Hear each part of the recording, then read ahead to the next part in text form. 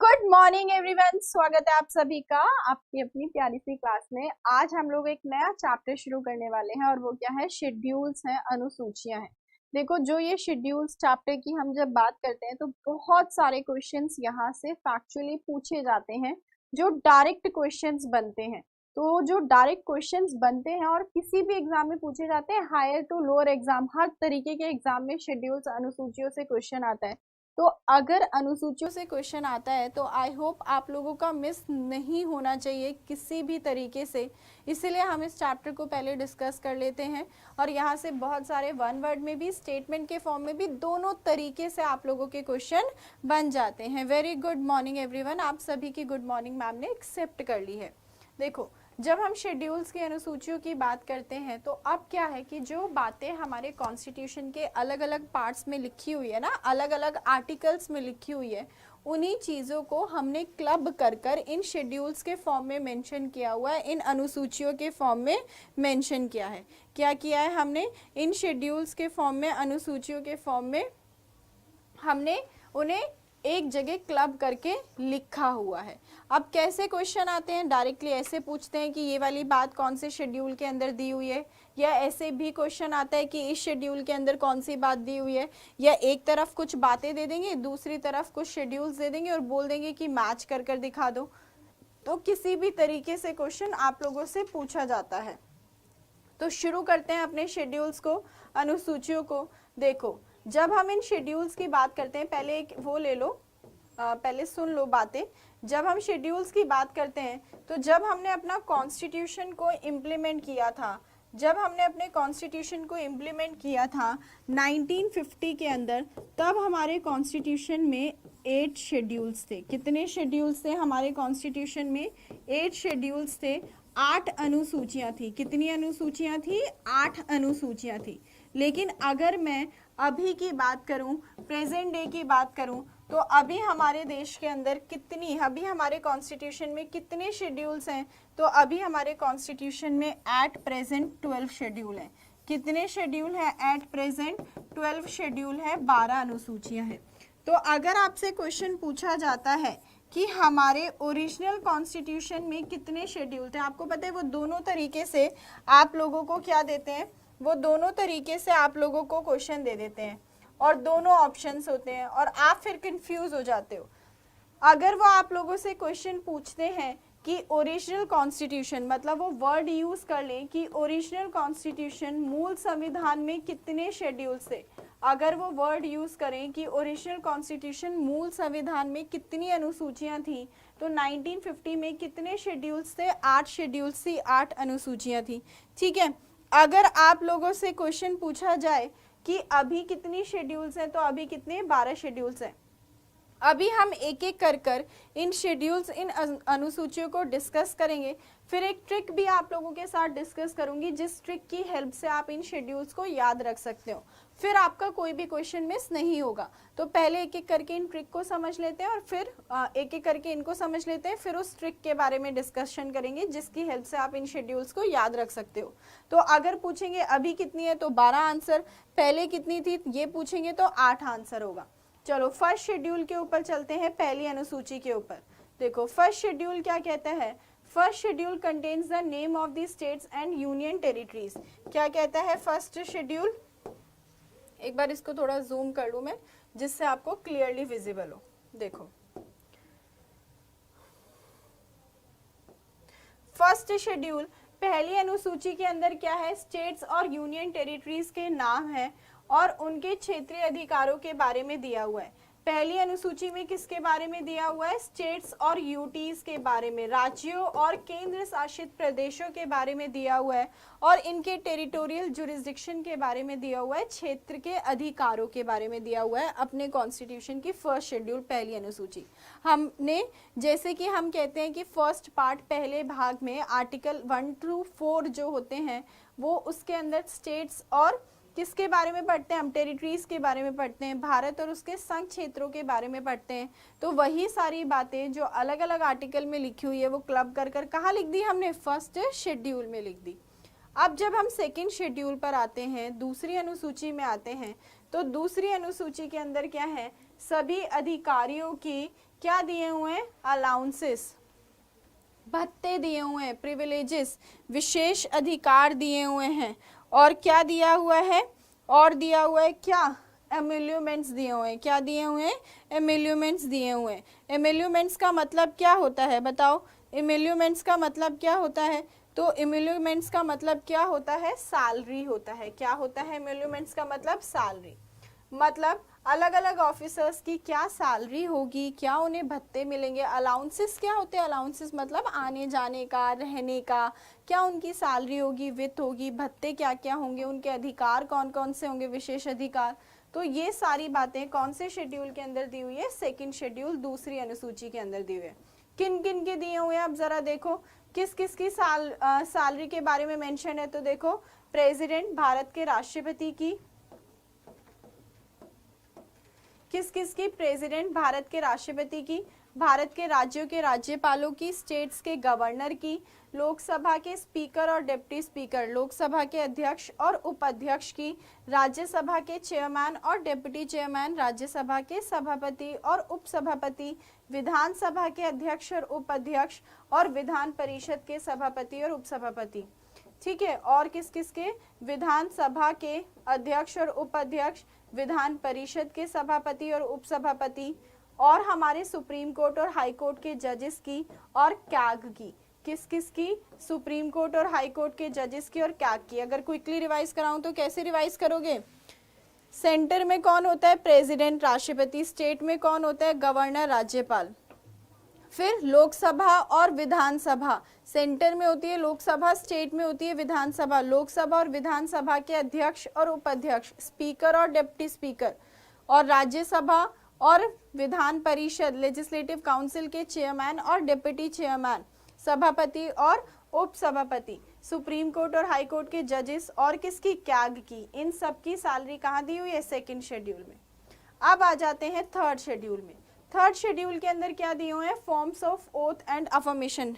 पढ़ लो, ध्यान से पढ़ लो, नहीं इनके देखो, मैं आपको जब ट्रिक बताऊंगी ना बाद में तब, और इसके नोट्स आज सच आपको कैसे बनाओगे आप, वो मैं ये पीडीएफ अपलोड करा दूंगी आप लोगों की ना, तो वहां से हो जाएगा। बस अभी ध्यान से सुनो, इसके नोट्स बनाने की जरूरत नहीं है, जो मैं बोर्ड पे लिखूंगी वो आप लोग नोट डाउन करते चलना, ठीक है। फिर बाद में एक एक वर्ड से आप लोग इन्हें लिख सकते हैं जल्दी जल्दी, अभी सिर्फ ध्यान से सुनो।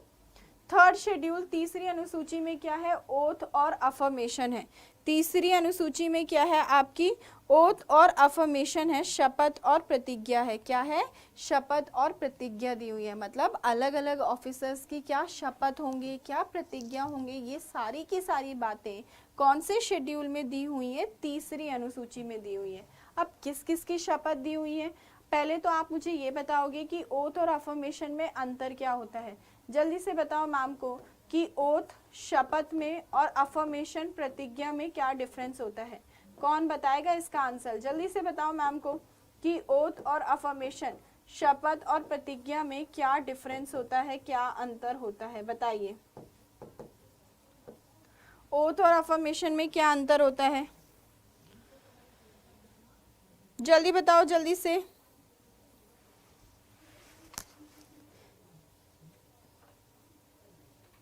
जल्दी बताओ। फर्स्ट शेड्यूल में स्टेट्स और यूटी की टेरिटरीज, उनका जुरिस्डिक्शन, जुरिस्डिक्शन मतलब उनका क्षेत्र अधिकार, कि उनके अंडर कौन कौन से एरियाज आते हैं। जल्दी बताओ कि ओथ और अफर्मेशन, शपथ और प्रतिज्ञा के क्या डिफरेंस है। ओथ दिलाई जाती है और अफर्मेशन खुद से ली जाती है, बिल्कुल, बहुत ही बढ़िया, बहुत अच्छे। देखो, जो ओथ होती है, शपथ होती है, वो किसी के थ्रू दिलाई जाती है, और जो अफर्मेशन प्रतिज्ञा होती हैं वो सेल्फ प्रोमिसेस होती हैं, है ना। हम भी बहुत सारे वादे करते हैं, जैसे हम रेजोल्यूशंस बनाते हैं न्यू ईयर पर फॉलो उन्हें कोई नहीं करता, नए नए टाइम टेबल्स बनाएंगे, ये कर देंगे वो कर देंगे, लेकिन उन्हें फॉलो तुम लोग कर नहीं पाते हो। तो इसी तरीके से ये लोग भी शपथ और प्रतिज्ञा वाले काम करते तो ये दोनों ही नहीं है, ओथ और अफर्मेशन लेते हैं। अब इस थर्ड शेड्यूल, तीसरी अनुसूची के अंदर सभी की ओथ मेंशन्ड है। किन किन की ओथ मेंशन्ड है, जो हमारे सेंटर के मिनिस्टर्स होते हैं, केंद्र के मंत्री होते हैं, किन किन की, केंद्र के मंत्री होते हैं, हमारे जो एमपी होते हैं, हमारे सुप्रीम कोर्ट के जजेस की, हमारी कैग के, मतलब सभी ऑफिसर्स की आप कह सकते हैं। इन शॉर्ट आप ऐसे याद रखें, स्टेट के मंत्री हो गए, राज्य के मंत्री हो गए, राज्य विधायिका के सदस्य हो गए, हाई कोर्ट के जजेस हो गए, इन सब की शपथ कौन से शेड्यूल में दी हुई है? तीसरे शेड्यूल में दी हुई है। कौन से शेड्यूल में दी हुई है? तीसरे शेड्यूल में, तीसरी अनुसूची में। अब आ जाते हैं फोर्थ शेड्यूल पर। ये थोड़ी इंपॉर्टेंट है, डायरेक्टली पूछी जाती है, तो इसलिए इंपॉर्टेंट मार्क कर लेना। जो मैम बोले कि बहुत इंपॉर्टेंट है, ज़्यादातर पूछे जाते हैं, उन्हें ज़रूर से। वैसे मैं अभी ट्रिक डिस्कस करूंगी आपके साथ, तो आपको ट्रिक के थ्रू याद हो ही जाएंगे। देखो अब फोर्थ शेड्यूल क्या कहता है, आपको पता है कि हमारा जो पार्लियामेंट है, संसद है, उसका अपर हाउस, उसमें से एक सदन होता है राज्यसभा। क्या होता है? राज्यसभा। तो इस राज्यसभा के अंदर स्टेट्स की सीटें होती हैं और यूनियन टेरिटरीज की सीटें होती हैं। किस किस की सीटें होती हैं? स्टेट्स और यूनियन टेरिटरीज, राज्यों की और केंद्र शासित प्रदेशों की सीटें होती हैं राज्यसभा के अंदर। तो ये जो स्टेट्स और यूटीज की सीटें किस तरीके से, किस आधार पर डिवाइड की जाएंगी, ये फोर्थ शेड्यूल के अकॉर्डिंग की जाती हैं। किसके अकॉर्डिंग? Fourth schedule. मतलब चौथी अनुसूची कहता है कि राज्यसभा में स्टेट्स और यूटी की सीटों का एलोकेशन किस तरीके से किया जाएगा, वो फोर्थ शेड्यूल के अंदर मेंशन्ड है। राज्यसभा में राज्य और केंद्र शासित प्रदेशों का सीटों का आवंटन दिया हुआ है चौथी अनुसूची में। आपको वैसे तो हम पार्लियामेंट वाले चैप्टर में भी ये बात डिस्कस करेंगे, बट मैं अभी भी आपको बता देती हूँ। जैसे राज्यसभा में मैक्सिमम सीटें होती हैं 250, अभी अपन लोगों के पास 245 ही हैं। इन 250 में से जो 12 मेंबर्स होते हैं वो नॉमिनेटेड होते हैं, नामित सदस्य होते हैं, जिन्हें प्रेसिडेंट नॉमिनेट करता है। पढ़ेंगे हम आगे चल के ये वाली बातें कि कौन नॉमिनेट करता है, क्या करता है। तो अभी बस आपको समझाने के लिए मैं लिख रही हूँ, ये रटने की ज़रूरत अभी आपको नहीं है। जैसे राज्यसभा में जो मैक्सिमम मेंबर्स होते हैं वो कितने होते हैं? 250 होते हैं। इसे दो तरीके से डिवाइड किया गया है। कुछ नॉमिनेटेड सदस्य होते हैं 12। नॉमिनेट कौन करता है? प्रेसिडेंट करता है, राष्ट्रपति उन्हें नॉमिनेट करता है, नामित करता है। जो 4 फील्ड से बिलोंग करते हैं, आर्ट्स, कला, साइंस, विज्ञान, लिटरेचर, साहित्य और सोशल सर्विस, समाज सेवा। ठीक है, समाज सेवा। तो उनसे जो बिलोंग करते हो उन्हें वो हमारा प्रेसिडेंट नॉमिनेट कर सकता है। क्या कर सकता है? हमारा प्रेसिडेंट उन्हें नॉमिनेट कर सकता है। फिर जब बचे कितने, तो बचे कितने? 238 बचे। कितने बचे? 238। तो जो ये 238 इलेक्टेड मेंबर्स होते हैं, निर्वाचित सदस्य होते हैं, ये किस किस के होते हैं? राज्यों के होते हैं, स्टेट्स के होते हैं और यूनियन टेरिटरीज के होते हैं। किसके होते हैं? राज्यों के होते हैं, स्टेट्स के होते हैं और यूनियन टेरिटरीज के होते हैं, संघ क्षेत्रों। तो जो इन सीटों का आवंटन किया जाता है वो किस आधार पर किया जाता है? फोर्थ शेड्यूल के अकॉर्डिंग। कौन सी अनुसूची के अकॉर्डिंग? चौथी अनुसूची के अकॉर्डिंग। आई होप इतनी बात आप लोगों को समझ आ गई। अब नेक्स्ट शेड्यूल पर चलते हैं, फिफ्थ शेड्यूल, पांचवी अनुसूची। देखो फिफ्थ और सिक्स में कुछ अंतर है, और ज़्यादातर फिफ्थ सिक्स जब पूछी जाती है तो बच्चे हो जाते हैं बहुत ही ज़्यादा कंफ्यूज।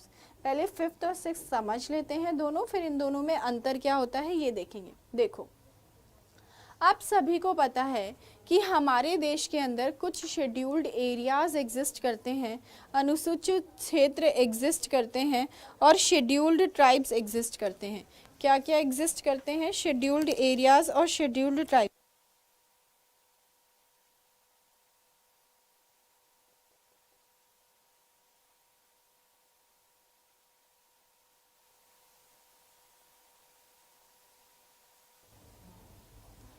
हम सब समझेंगे, राज्यसभा, लोकसभा, विधानसभा। अभी सिर्फ वो मैंने आपको ना एक राज्यसभा का एग्जाम्पल देकर समझाया है, तो आप लोग कंफ्यूज नहीं हो जाना बिल्कुल भी। ठीक है, सब पढ़ेंगे आने वाले चैप्टर्स में हम लोग।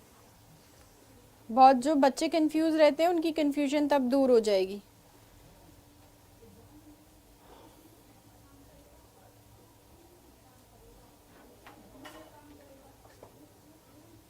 देखो अब यहाँ देखो हमारे देश के अंदर कुछ शेड्यूल्ड एरियाज होते हैं और शेड्यूल्ड ट्राइब्स होते हैं, अनुसूचित क्षेत्र होते हैं, है ना। तो जो ये शेड्यूल्ड एरियाज होते हैं हमारे देश के अंदर और ट्राइबल एरियाज होते हैं, आदिवासी क्षेत्र होते हैं, उन पर एडमिनिस्ट्रेशन कैसे किया जाए, उन्हें कंट्रोल कैसे किया जाए, प्रशासन कैसे किया जाए, ये सारी की सारी बातें कौन से शेड्यूल के अंदर दी हुई है, 5th शेड्यूल के अंदर, 5वीं अनुसूची के अंदर। अब 6th क्या कहता है, 6th उन ट्राइबल एरियाज की बात करता है, उन आदिवासी क्षेत्रों की बात करता है जो 4 स्टेट्स में हो। कौन कौन सी में, असम में, मेघालय में, त्रिपुरा में और मिजोरम में। किस किस के आदिवासी क्षेत्रों के, असम, मेघालय, त्रिपुरा और मिजोरम के। कैसे याद रख सकते हो, मातम के नाम से भी याद रख सकते हो ये 4 स्टेट, या फिर मेरा एटीएम के नाम से भी याद रख सकते हो। एक बार मेरे साथ साथ बोलना है, मैम सुनेगी आप लोगों की आवाज, मन की आवाज सुन लेती है मैम, है ना। आई हैव, तो इसीलिए आप लोग क्या बोलोगे, मेरे साथ साथ रिपीट करोगे, क्योंकि क्वेश्चन ऐसे आता है कि बताओ इनमें से कौन सी स्टेट 6th शेड्यूल के अंदर दी हुई है या नहीं दी हुई है। इस तरीके से क्वेश्चन आ जाता है, तो फिर आप लोग कंफ्यूज ना हो जाए, इसलिए मेरे साथ साथ बोलो। जब मैम बोलेंगी कि आपको साथ साथ बोलना है, मतलब साथ साथ आपको बोलना है। देखो मेरा एटीएम या फिर मातम कैसे भी याद रख सकते हो, है ना। जल्दी से बताओ, मेरे साथ साथ सब रिवाइज करोगे। देखो एम से क्या है आप लोगों का मेघालय, ए से क्या है आपका असम, टी से क्या है त्रिपुरा, एम से क्या है मिजोरम। ज्यादातर ऑप्शंस में वो आप लोगों को मणिपुर एक ऑप्शन में देते हैं, ज्यादातर क्वेश्चंस में एक ऑप्शन में वो मणिपुर देते हैं, और बच्चे बहुत कंफ्यूज रहते हैं कि मणिपुर था मिजोरम था, मणिपुर था मिजोरम था, तो मिजोरम था, क्या था, मिजोरम था। तो इसीलिए याद रखना मणिपुर इसके अंदर उपस्थित नहीं है। अब आप कहेंगे कि मैम 5th और 6th शेड्यूल के अंदर अंतर क्या हुआ, तो देखो जब हम 5th शेड्यूल की बात करें तो 5th शेड्यूल पूरे भारत के शेड्यूल्ड एरियाज की बात कर रहे हैं, अनुसूचित क्षेत्रों की बात कर रहा है, ट्राइबल एरियाज की बात कर रहे हैं। लेकिन 6th शेड्यूल के अंदर एक लिमिट है कि सिर्फ इन्हीं 4 स्टेट्स के ट्राइबल एरियाज का प्रशासन और कंट्रोल नियंत्रण जो होगा वो 6th शेड्यूल के अकॉर्डिंग होगा। और वो 4 स्टेट्स कौन कौन सी होंगी आपकी, असम, मेघालय, त्रिपुरा और मिजोरम। कौन कौन सी होंगी, असम, मेघालय, त्रिपुरा और मिजोरम। समझ आया अब आप लोगों को, ठीक है। इतनी बात आप लोगों को याद रखना ही है कि असम, मेघालय, त्रिपुरा और मिजोरम, इन 4 स्टेट्स के आदिवासी क्षेत्र पूछेंगे कि कौन सी शेड्यूल के अंदर इनका एडमिनिस्ट्रेशन दिया हुआ है, तो 6th। बाकी का पूछेंगे तो क्या हो जाएगा आंसर, 5th हो जाएगा। बाकी का पूछेंगे तो आंसर क्या हो जाएगा आपका, 5th हो जाएगा। बहुत अच्छे, चलो नेक्स्ट पर चलते हैं। 7th शेड्यूल बहुत इंपॉर्टेंट है, बहुत इंपॉर्टेंट। ये कुछ 4th, 5th, 6th, 7th ये ज्यादातर पूछे जाते हैं, ज्यादातर समझ लें। एक एक करके ट्रिक भी डिस्कस करेंगे, डोंट वरी, ट्रिक से आपको याद हो जाएंगे फॉर श्योर। नेक्स्ट शेड्यूल पे आते हैं, 7th शेड्यूल, 7वीं अनुसूची। देखो 7वीं अनुसूची में क्या किया हुआ है हमने, पावर्स को डिवाइड किया हुआ है। क्या किया हुआ है हमने, पावर्स को डिवाइड किया हुआ है। किस किस के बीच में, सेंटर और स्टेट के बीच में। Division of powers, division of powers between centre and state, division of powers between centre and state. हमने केंद्र सरकार और राज्य सरकार के बीच शक्तियों का विभाजन किया हुआ है। क्या किया हुआ है हमने, केंद्र और राज्य सरकार के बीच शक्तियों का विभाजन किया हुआ है 3 लिस्ट की फॉर्म में, 3 सूचियों के फॉर्म में। केंद्र और राज्य की शक्तियों का विभाजन, केंद्र और राज्य की शक्तियों का विभाजन, डिवीजन, कि भाई ये सेंटर की पावर होगी, ये स्टेट की पावर होगी, कोई क्लैश ना हो जाए, इसीलिए हमने सेंटर और स्टेट गवर्नमेंट की पावर्स को ही डिवाइड कर दिया। और हमने जो वो डिवीजन किया वो कितनी लिस्ट के फॉर्म में किया, 3 लिस्ट के फॉर्म में किया। कितनी लिस्ट के फॉर्म में किया? 3 लिस्ट के फॉर्म में। वो 3 लिस्ट कौन कौन सी है? पहली होती है आपकी यूनियन लिस्ट संघ सूची, दूसरी होती है आपकी स्टेट लिस्ट राज्य सूची, और तीसरी होती है आपकी कॉन्करेंट लिस्ट समवर्ती सूची। एक बार ज़रा इसको ना अच्छे से और समझते हैं, क्योंकि और कई तरीके से क्वेश्चन यहाँ पर आप लोगों से पूछा जाता है।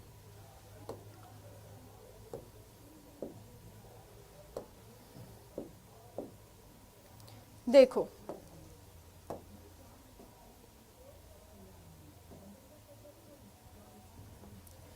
सेवेंथ शेड्यूल ने 7वीं अनुसूची ने क्या किया? सेंटर और स्टेट के बीच की पावर्स को डिवाइड कर दिया। क्या करा? सेंटर और स्टेट के बीच की पावर्स को डिवाइड कर दिया। और वो जो डिवीजन किया वो कितनी लिस्ट के फॉर्म में किया? 3 लिस्ट की फॉर्म में। कितनी लिस्ट में? 3 लिस्ट की फॉर्म में, 3 सूचियों की फॉर्म में 3 सूचियां बना दी। अब वो 3 सूचियां कौन कौन सी बनी? बहुत ध्यान से सुनना, कुछ लिखना नहीं, ठीक है? मैंने कहा मैं इसकी PDF अपलोड हो जाएगी, तो वहां से आप देख लेना, ट्रिक से शॉर्ट वर्ड में एक एक वर्ड से याद रख लेना। अभी ये वाली चीज लिखना चाहते हो तो लिख लेना, इसीलिए पर पहले सिर्फ ध्यान से सुनो। देखो, 3 लिस्ट बनाई, और वो 3 लिस्ट कौन कौन सी बनी? तो पहली लिस्ट आपकी बनी यूनियन लिस्ट। कौन सी लिस्ट बनी आपकी? यूनियन लिस्ट बनी, जिसे हम हिंदी में कहते हैं संघ सूची।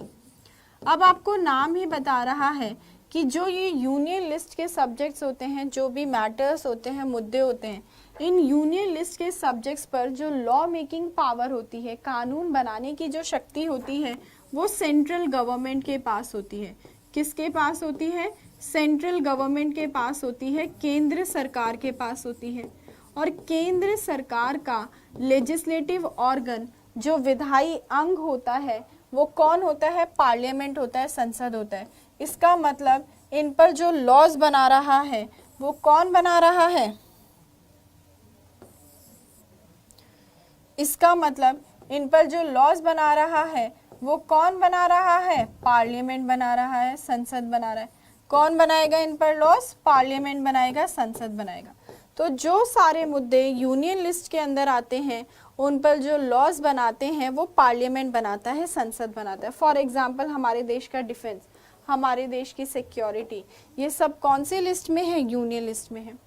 अब देखो, जब हम यूनियन लिस्ट के सब्जेक्ट्स की बात करते हैं, इनके मैटर्स की बात करते हैं कि यूनियन लिस्ट के अंदर कितने विषय हैं, कितने मैटर्स हैं, कितने मुद्दे दिए हुए हैं, तो यूनियन लिस्ट के अंदर अभी की बात करूं तो अभी 100 सब्जेक्ट्स हैं। कितने सब्जेक्ट्स हैं? 100 सब्जेक्ट्स हैं अभी, एट प्रेजेंट। लेकिन अगर आपसे कहीं पर क्वेश्चन में पूछते हैं कि पहले कितने विषय थे ओरिजिनली, तो ओरिजिनली कितने थे? 97 थे। ओरिजिनली कितने मुद्दे दिए हुए थे उसमें? 97 दिए हुए थे। और पूछे कि अभी कितने हैं, तो अभी कितने हैं आप लोगों के? 100 हैं। कितने हैं अभी आप लोगों के? 100 हैं, 100 हैं, ठीक है। अब आ जाते हैं हम दूसरी लिस्ट पर, और दूसरी लिस्ट होती है आपकी स्टेट लिस्ट। कौन सी होती है दूसरी? आपकी स्टेट लिस्ट होती है, राज्य सूची।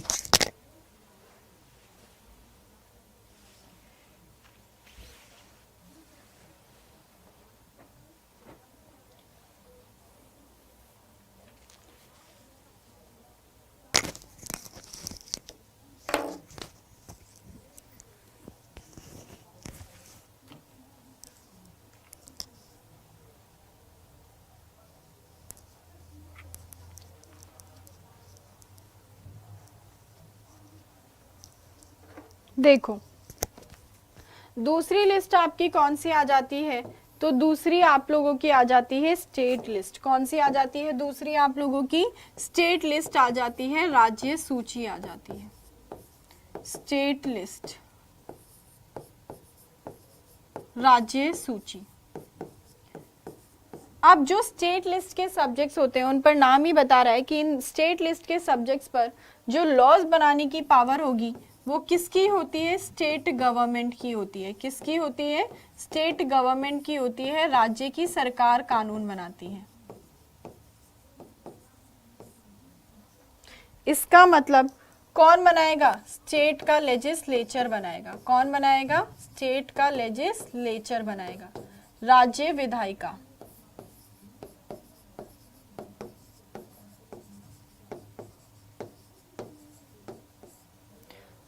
अब जब मैं बात करूं कि इसके अंदर कितने सब्जेक्ट्स हैं, अभी इसके अंदर कितने विषय हैं, जैसे लोकल गवर्नमेंट आती है, स्थानीय सरकार आती है, तो लोकल गवर्नमेंट स्टेट लिस्ट का सब्जेक्ट है। तो जब मैं इस स्टेट लिस्ट की बात करूं तो इस स्टेट लिस्ट में अभी कितने सब्जेक्ट हैं, 61 है। अभी कितने हैं, 61 है। लेकिन पहले कितने थे, तो पहले थे आपके 66। पहले कितने थे आप लोगों के, पहले थे आप लोगों के 66 ओरिजिनली, पहले थे 66, लेकिन अभी कितने आपके 61 है। तीसरी लिस्ट आ जाती है आप लोगों की कॉन्करेंट लिस्ट। कौन सी लिस्ट आ जाती है, कॉन्करेंट लिस्ट, समवर्ती सूची। कौन सी लिस्ट आ जाती है तीसरी आप लोगों की, कॉन्करेंट लिस्ट, समवर्ती सूची। जब हम इस कॉन्करेंट लिस्ट की बात करते हैं, समवर्ती सूची की बात करते हैं, तो इस कॉन्करेंट लिस्ट पर दोनों मिलकर कानून बनाते हैं। कौन कौन कानून बनाता है, दोनों मिलकर कानून बनाते हैं। सेंटर भी बनाती है और स्टेट गवर्नमेंट भी बनाती है। केंद्र और राज्य की सरकार दोनों मिलकर लॉज बना रहे होते हैं इस कॉन्करेंट लिस्ट समवर्ती सूची के विषयों पर। फॉर एग्जाम्पल एडुकेशन, शिक्षा। अब आप कहेंगे कि मैम जब दोनों लॉज बना रहे हैं, सेंटर भी और स्टेट गवर्नमेंट भी, हाँ जी ये सब पीडीएफ में आपको ये तो लिखना पड़ेगा बच्चा, ये लिख लेना, ठीक है। देखो जब हम बात कर रहे हैं सेंटर और स्टेट सब्जेक्ट्स की, तो जब अगर सेंटर और स्टेट दोनों मिलकर लॉज बना रहे हैं इन वाले मुद्दों पर, तो अगर सेंटर और स्टेट गवर्नमेंट के बनाए गए लॉ पर क्लैश हो जाता है, कॉन्फ्लिक्ट हो जाता है, तो किसकी बात मानी जाएगी, ऑब्वियस सी बात है किसकी बात मानी जाएगी, सेंटर की बात मानी जाएगी, फिर केंद्र की बात मानी जाएगी। इन केस कोई भी ऐसा कानून होता है जिसमें सेंटर या स्टेट गवर्नमेंट के कानून में क्लैश हो जाता है, तो जो लॉ सेंटर के द्वारा बनाया गया है उसको माना जाएगा, उसको अपहेल्ड कर दिया जाएगा। अब देखो जब हम इसके सब्जेक्ट्स की बात करते हैं, विषय की बात करते हैं, तो जो इसके सब्जेक्ट्स थे पहले, अभी कितने हैं इसमें 52 हैं। अभी कितने हैं 52 हैं। पहले कितने थे 47। पहले कितने थे 47 और अभी कितने हैं, तो अभी हैं 52 सब्जेक्ट्स। इसका मतलब आप ये देखो कि जो ये 5 सब्जेक्ट स्टेट लिस्ट से कम हुए, जो ये 5 सब्जेक्ट स्टेट लिस्ट से कम हुए, 66 से 61 हुए, ये 47 से 52 हुए, तो जो ये 5 सब्जेक्ट यहाँ पर कम हुए, वो 5 सब्जेक्ट्स कहाँ ऐड हो गए, कॉन्करेंट लिस्ट में ऐड हो गए, समवर्ती सूची में ऐड हो गए। और उन्हें कौन से अमेंडमेंट के थ्रू ऐड किया गया, 42 अमेंडमेंट एक्ट 1976 के थ्रू। कौन से अमेंडमेंट के थ्रू ऐड किया गया, 42 अमेंडमेंट एक्ट 1976। अच्छा मैं एक क्वेश्चन पूछती हूँ कि इनमें से कौन सा शेड्यूल है जिसके अंदर हम अमेंडमेंट चेंजेस करने के लिए सिंपल मेजॉरिटी से चेंज कर सकते हैं। इनमें से ऐसा कौन सा शेड्यूल है जिसके अंदर अमेंडमेंट के लिए हम सिंपल मेजॉरिटी से कर सकते हैं, बताओ जल्दी बताओ जल्दी से। अगर आपसे पूछा जाए कि इनमें से कौन सी वो होगी शेड्यूल होगी, अनुसूची होगी जिसमें सिंपल मेजॉरिटी से अमेंडमेंट किया जा सकता है, तो आपका आंसर क्या होगा। ये थर्ड देखो, थर्ड दोबारा देखो, थर्ड क्या है आपकी कॉन्करेंट लिस्ट समवर्ती सूची। इस कॉन्करेंट लिस्ट पर दोनों मिलकर कानून बनाते हैं, सेंटर गवर्नमेंट भी बनाती है, state government. For example education ले लेते हैं, शिक्षा, तो एडुकेशन पर दोनों लॉज बना सकते हैं, सेंटर की सरकार भी, मोदी जी की सरकार भी और योगी जी की भी सरकार। अगर कोई ऐसा कानून बनता है जिनमें दोनों में क्लैश हो जाए, तो जो कानून सेंटर के द्वारा मोदी जी के द्वारा बनाया गया है वो कानून माना जाएगा, ठीक है। कॉन्करेंट लिस्ट, अरे मैं उसकी शेड्यूल की बात कर रही हूँ कि कौन से शेड्यूल, अनुसूची, तो फर्स्ट शेड्यूल, क्योंकि फर्स्ट शेड्यूल के अंदर क्या था, स्टेट्स और यूटीज के नाम और उनका जुरिस्डिक्शन था।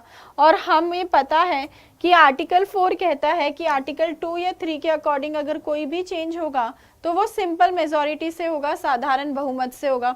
और वही बातें स्टेट्स और यूटी की बात कौन से शेड्यूल में है, फर्स्ट शेड्यूल में है। तो इसीलिए फर्स्ट शेड्यूल में अमेंडमेंट करना हो तो वो सिंपल मेजॉरिटी से हो सकता है। ऐसे भी क्वेश्चन पूछ लेते हैं कि कौन से शेड्यूल के अंदर अमेंडमेंट सिंपल मेजॉरिटी से हो जाता है, तो फर्स्ट शेड्यूल के अंदर, फर्स्ट शेड्यूल के अंदर। अब देखो मैंने आपको कहा कि जो ये 5 विषय थे जो यहाँ से कम हुए और यहाँ ऐड हुए वो कौन से अमेंडमेंट के थ्रू हुए, 42 अमेंडमेंट एक्ट 1976 के थ्रू। अभी बताऊंगी वो 5 कौन कौन से हैं। पहले एक कंसेप्ट और समझ लो, रेजिडरी पावर्स का, आवश्यक शक्तियां का। ये भी बहुत इंपॉर्टेंट है, ध्यान से सुनना। पूछते हैं कि रेजिडरी पावर्स होती क्या है और ये भी पूछते हैं कि किसके पास होती हैं। रेजिडरी पावर्स, आवश्यक शक्तियां। अब देखो कोई ऐसा सब्जेक्ट भी हो सकता है, कोई ऐसा विषय भी हो सकता है, कोई ऐसा मुद्दा भी हो सकता है जो इन तीनों ही लिस्ट के अंदर ना दिया हो। भाई ऐसा भी तो हो सकता है कि कोई ऐसा सब्जेक्ट हो जो इन तीनों ही लिस्ट के अंदर ना दिया हो, फिर उस पर लॉ कौन बनाएगा, उस पर कानून कौन बनाएगा? सेंट्रल गवर्नमेंट कहेगी हम बनाएंगे, स्टेट गवर्नमेंट कहेगी हम बनाएंगे, तो फिर दोनों के बीच हो जाएगा क्लैश, लड़ाई हो जाएगी। तो इसीलिए हमने पहले से ही ये कह दिया कि अगर कोई भी ऐसा सब्जेक्ट जो तीनों ही लिस्ट में नहीं दिया हुआ तो उस पर कानून बनाने की जो शक्ति होगी उसी पावर को हम रेजिडरी पावर कहते हैं, आवश्यक शक्तियां कहते हैं। क्या कहते हैं हम उसी को? रेजिडरी पावर्स कहते हैं, आवश्यक शक्तियां कहते हैं। और ये रेजिडरी पावर्स किसके हाथ में होती है? सेंटर के हाथ में। मतलब इस पर जो लॉज बनाएगा वो कौन बनाएगा? पार्लियामेंट बनाएगा। कौन बनाएगा इस पर लॉज? पार्लियामेंट बनाएगा, संसद बनाएगा। कौन बनाएगा? पार्लियामेंट बनाएगा, संसद बनाएगा। ठीक है। कोई भी ऐसा सब्जेक्ट, दोबारा से बोल रही हूं मैं, कोई भी ऐसा सब्जेक्ट जो इन तीनों लिस्ट के अंदर नहीं है, यूनियन, स्टेट और कॉन्करेंट लिस्ट के अंदर, ऐसे सब्जेक्ट पर लॉ बनाने की पावर को हम रेजिडरी पावर कहते हैं, आवश्यक शक्तियां कहते हैं। और वो रेजिडरी पावर्स किसके पास होती है? सेंटर के पास होती है, पार्लियामेंट के पास होती है। अब आपको ये पता है कि देखो फॉर एग्जाम्पल स्पेस एक्सप्लोरेशन, अंतरिक्ष में धीरे धीरे चीजें एक्सप्लोर हो रही है ना भाई। अभी तो चीजें इन्वेंट हो रही हैं, कहाँ से हम पहले से मेंशन करके रख दें, तो वो हमने कहाँ रख दिए? रेजिडरी पावर्स में रख दिए। अब आप सोचेंगे कि मैम आपने 42 अमेंडमेंट तो प्रीएम्बल में भी बताया था, तो ऐसा नहीं है कि जो अमेंडमेंट होता है तो कॉन्स्टिट्यूशन के सिर्फ एक ही पार्ट में बदलाव कर सकता है। उस अमेंडमेंट से बहुत सारी चीजें भी बदली जा सकती हैं। और मैंने कहा था आपको पहले भी कि 42 अमेंडमेंट को हम मिनी कॉन्स्टिट्यूशन भी कहते हैं, मिनी संविधान, क्योंकि उसने बहुत सारे कॉन्स्टिट्यूशन के लगभग हर एक भाग में बदलाव किया था। अब देखो जो मैंने आपको अभी कहा था कि 42 अमेंडमेंट एक्ट के थ्रू 5 विषय को इधर उधर कर दिया था स्टेट से कॉन्करेंट में, तो वो कौन कौन से विषय थे ये देखो 42 अमेंडमेंट के थ्रू कौन कौन से? एडुकेशन, शिक्षा, फॉरेस्ट, वन, वेट्स एंड मेजर्स, जो नाप तोल के लिए मेजर्स यूज करते हैं, वाइल्ड एनिमल्स एंड बर्ड्स का प्रोटेक्शन, वन्य पशु और पक्षियों का संरक्षण, फिर सुप्रीम कोर्ट और हाई कोर्ट को छोड़कर बाकी सभी कोर्ट्स का एडमिनिस्ट्रेशन, बाकी सभी कोर्ट्स का क्या? ऑर्गेनाइजेशन, संगठन। ये 5 विषय फिर कहां से कहां ट्रांसफर कर दिए? स्टेट लिस्ट से कॉन्करेंट लिस्ट में, समवर्ती सूची में। ठीक है। कौन से अमेंडमेंट ने किए? तो 42 अमेंडमेंट एक्ट 1976 ने किए। अब आ जाते हैं हम 8th शेड्यूल पर, 8वीं अनुसूची पर।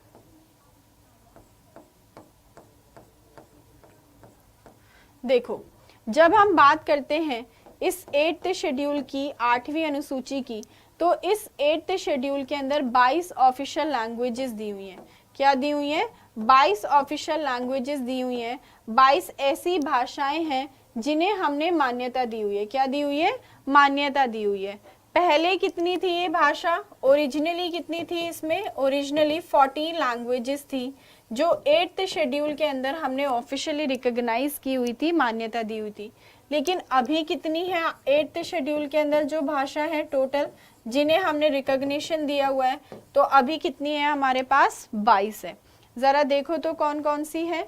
तो कौन कौन सी है? असमीज, मणिपुरी, मराठी, नेपाली, उड़िया, पंजाबी, संस्कृत, संथाली।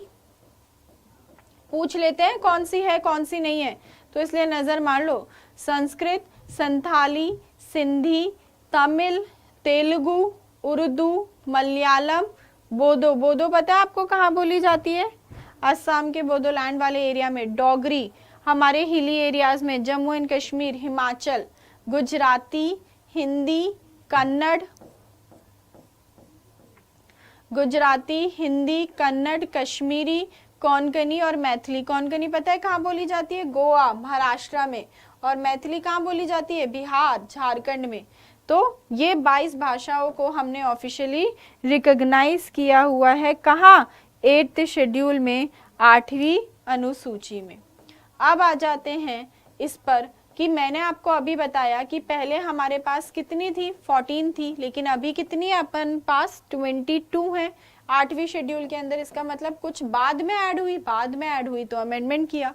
तो 21 अमेंडमेंट एक्ट से कौन सी ऐड करी हमने? सिंधी ऐड करी। 71 अमेंडमेंट एक्ट से कौन सी ऐड करी हमने?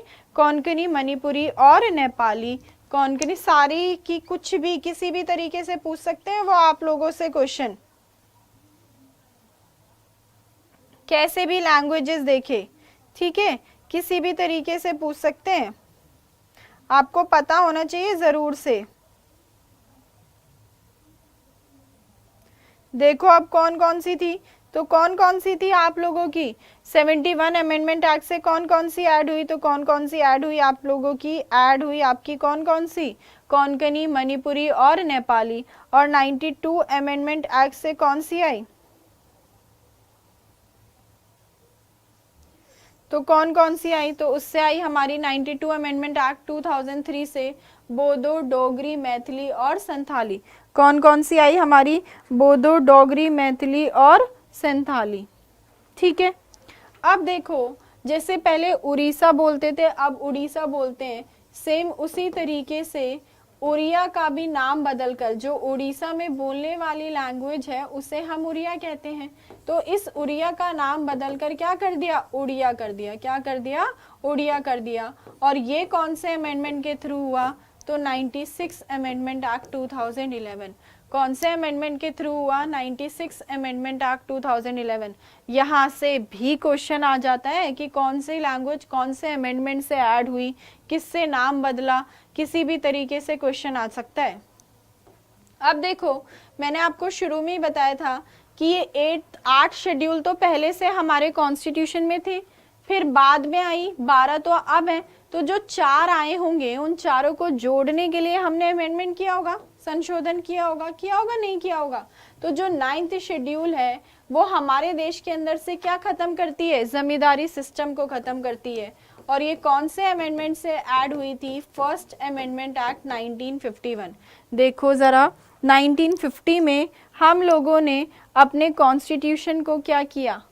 इम्प्लीमेंट किया और जस्ट 1 साल बाद पहला अमेंडमेंट भी कर दिया और उससे 9th शेड्यूल को हमने ऐड किया जो हमारे देश के अंदर से क्या करता है? जमींदारी प्रणाली को खत्म करता है और लैंड रिफॉर्म्स करता है, भू सुधार। डायरेक्ट पूछते हैं कि लैंड रिफॉर्म्स और जमींदारी सिस्टम को खत्म कौन से शेड्यूल के अकॉर्डिंग किया जाता है? तो कौन से शेड्यूल के अकॉर्डिंग?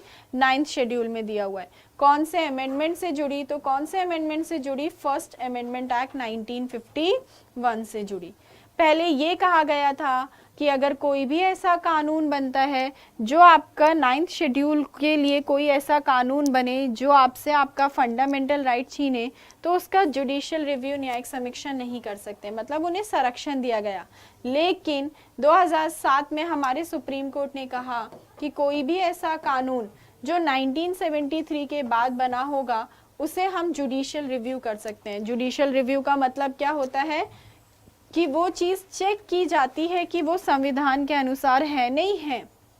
रिव्यू करना मतलब क्या? रिकंसीडर करना। कौन कर रही है? जुडिशरी, न्यायपालिका।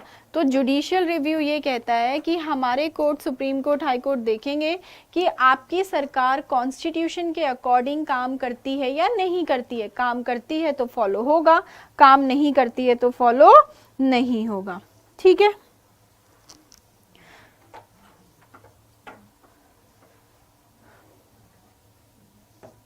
नेक्स्ट शेड्यूल पर चलते हैं।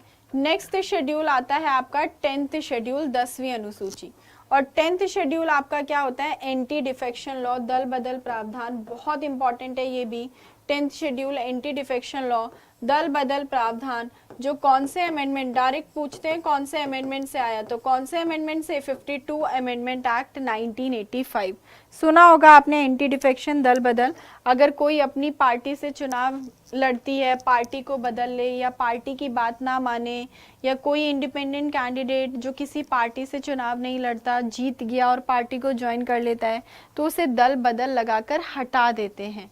तो वो एंटी डिफेक्शन दल बदल प्रावधान कहाँ दिया हुआ है, 10th शेड्यूल में दिया हुआ है, 10वीं अनुसूची में। जो कौन से अमेंडमेंट से ऐड हुआ, 52 अमेंडमेंट एक्ट 1985 से ऐड हुआ। कौन से अमेंडमेंट से ऐड हुआ, 52 अमेंडमेंट एक्ट 1985 से ऐड हुआ। अब आ जाते हैं हम लोग नेक्स्ट शेड्यूल पर, और नेक्स्ट शेड्यूल आपका क्या आता है, 11th शेड्यूल। क्या आता है आपका, 11th शेड्यूल आता है 11वीं अनुसूची।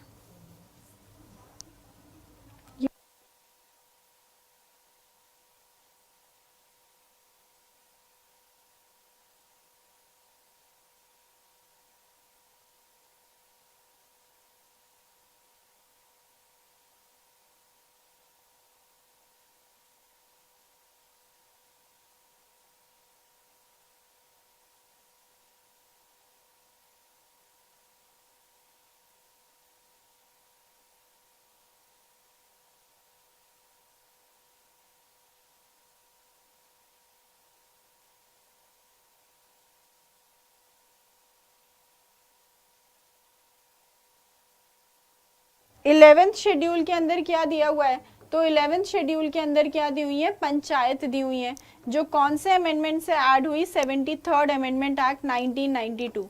जो भी मैं मार्क कर रही हूँ ना, ये सारी बातें पूछी जाती हैं।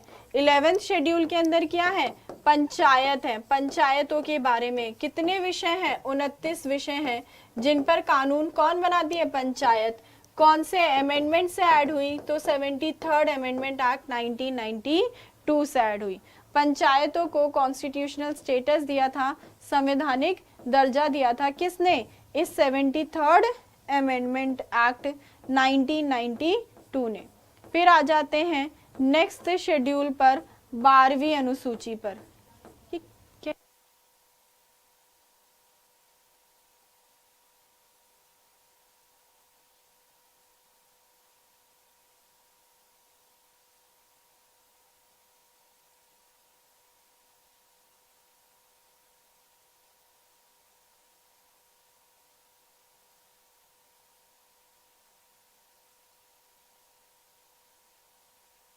एक मिनट देना मैम को,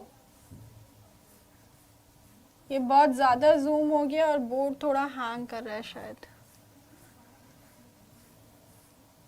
नेक्स्ट कौन से शेड्यूल पर आते हैं हम, 12th शेड्यूल पर आते हैं, 12वीं अनुसूची पर आते हैं। किस पर आते हैं हम, 12वीं अनुसूची पर आते हैं। और 12th शेड्यूल के अंदर क्या है आपकी, म्युनिसिपैलिटीज हैं। क्या है आपकी, म्युनिसिपैलिटीज है, नगर पालिका है। अरे मैं लिख कर जल्दी दिखा दूंगी, यहाँ देखो,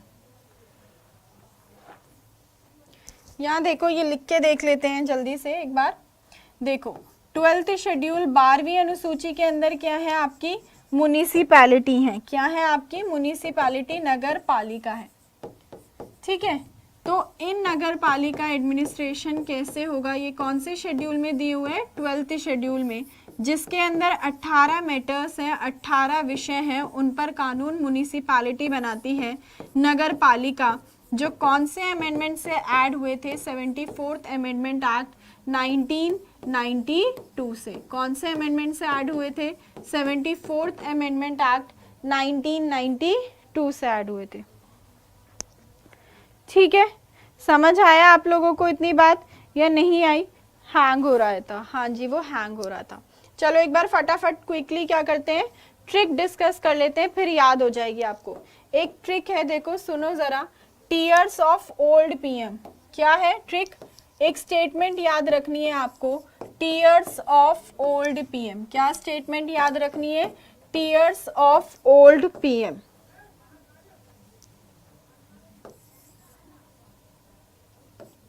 टीयर्स ऑफ ओल्ड पीएम, ये ट्रिक याद रखनी है।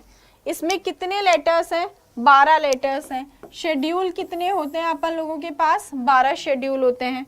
जरा देखो कैसे कैसे आप इन्हें याद रख सकते हो। देखो यहाँ पर एक एक लिख लेते हैं। TEARS, tears of old PM. जब से हमारे नए प्रधानमंत्री बने तब से पुराने पीएम मनमोहन जी रो रहे हैं बेचारे। कैसे रो रहे हैं देखो जरा। टी में क्या था हमारा?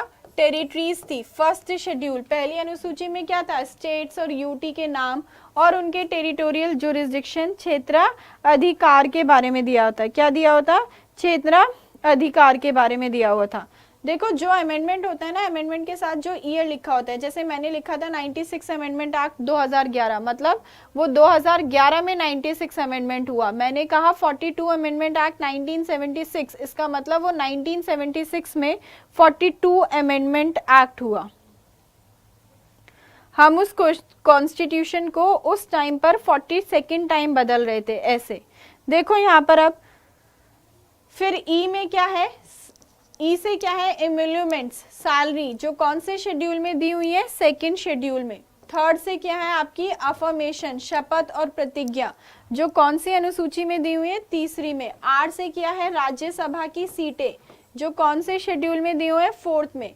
एस से क्या है? आपके शेड्यूल्ड एरियाज, जो कौन से शेड्यूल में दिए हुए हैं? 5th, 5वीं अनुसूची में। ओ से क्या है आपका? अदर ट्राइबल एरियाज, अन्य आदिवासी क्षेत्र, अदर ट्राइबल एरियाज, जो 4 स्टेट के ट्राइबल एरियाज हैं, आसाम, मेघालय, त्रिपुरा और मिजोरम। एफ में क्या है आपके? फेडरल प्रोविजन, संघीय प्रावधान, जहां सेंटर और स्टेट के बीच में पावर्स डिवाइड की हुई हैं। जब सेंटर और स्टेट के बीच के रिलेशंस डिफाइन करते हैं तो उसे हम फेडरल कहते हैं, संघीय कहते हैं। ओ से क्या है आप लोगों की? ऑफिशियल लैंग्वेजेस हैं। कितनी है? 22, जिसमें इंग्लिश नहीं है। कहीं पूछे बता दो इनमें से कौन सी लैंग्वेज 8th शेड्यूल के अंदर नहीं है, और ऑप्शन में इंग्लिश हो तो इंग्लिश नहीं है। देखो इंग्लिश बोली जाती है पर इंग्लिश 8th शेड्यूल के अंदर नहीं है। 9th से क्या था आपके? लैंड रिफॉर्म, भू सुधार और जमींदारी प्रणाली को खत्म किया गया था। लैंड रिफॉर्म्स, भू सुधार और जमींदारी प्रणाली को खत्म किया। फर्स्ट शेड्यूल से, फर्स्ट अमेंडमेंट से ऐड हुआ। 10th में क्या था? Anti defection law. डी से क्या है? डिफेक्शन, दल बदल, 10वीं अनुसूची 52 अमेंडमेंट से ऐड हुआ। 11 पी से क्या है? पंचायत, 73rd अमेंडमेंट से ऐड हुआ आप लोगों का। फिर एम से क्या है? म्युनिसिपैलिटी, 12th शेड्यूल, जो कौन से अमेंडमेंट से ऐड हुआ? 74th amendment act 1992। तो आई होप अब आपको ये शेड्यूल्स याद रहेंगे और कोई भी क्वेश्चन आता है आप कर पाओगे। कैसे याद रखनी है? टीयर्स ऑफ ओल्ड पीएम के नाम से आप लोगों को ये याद रखना है। ठीक है, ऐसे याद हो गया ना? याद हो गया ऐसे? बिल्कुल याद हो गया ऐसे। अब अमेंडमेंट भी याद रखने हैं, लैंग्वेजेस भी याद रखनी है, और कौन से उससे कितने मैटर्स हैं, इस तरीके से आप लोगों को वो सब याद रखना है। सो अब करते हैं सेशन को यहीं बाइंड अप। कल मिलेंगे हम लोग, तब तक आप लोग अपना ऐसे ही ध्यान रखिए और पढ़ते रहिए। Bye bye, take care, thank you so much for attending the session. जय एग्जामपुर कर, विजय एग्जामपुर।